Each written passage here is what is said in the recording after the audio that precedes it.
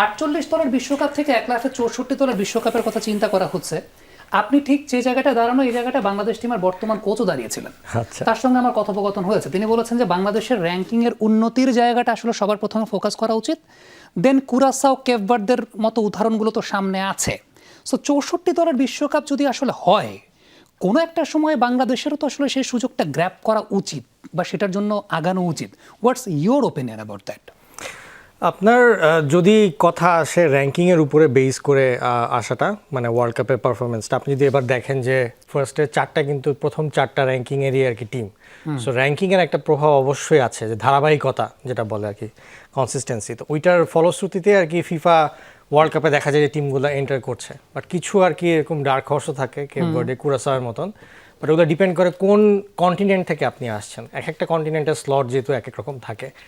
এখন সমস্যা হচ্ছে এশিয়াতে আপনার দলই হচ্ছে 47টা দেশ। তো 47টা দলের সাথে কম্পিট করতে হয়, যেখানে আফ্রিকার কিন্তু এত দেশও না, আবার আমেরিকা আর কনমেবলও যদি আপনি চিন্তা করেন তাহলে সেক্ষেত্রে এতগুলো দেশ না।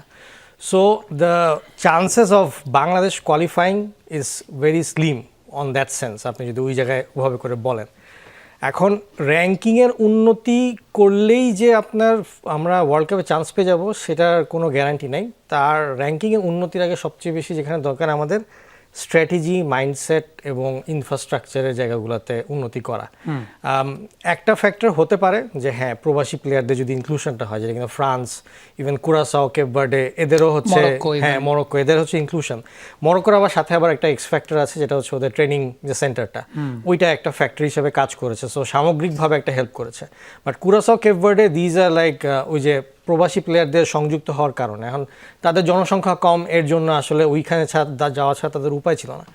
কিন্তু বাংলাদেশের ক্ষেত্রে এই জিনিসটা একটু সময় লাগবে। তার কারণ হচ্ছে যে আমরা এখনও ওই যেটা বললাম, 47 দলের সাথে যদি আমাদের কম্পিট করতে হয়, তাহলে শুধু প্লেয়ার আমরা নিয়ে আসলেই হবে না, আমাদেরকে স্ট্র্যাটেজিক্যালি ইনভেস্টমেন্ট বা আপনার মাইন্ডসেটটা এমনভাবে চেঞ্জ করতে হবে যাতে আমরা ওই লেভেলে কম্পিটিশনে যেতে পারি। আপনি দেখেন এখন যদি এশিয়া দেখেন, জাপান, সাউথ কোরিয়া, এরা একটা ধারাবাহিক একটা ব্যাপারের মধ্যে দিয়ে এসেছে। চায়নাও, হ্যাঁ, চায়নাও কিন্তু এক দুইবার কোয়ালিফাই করেছে, কিন্তু এখন কিন্তু আবার ড্রপ করছে, যার কারণে তারা হতে পারছে না।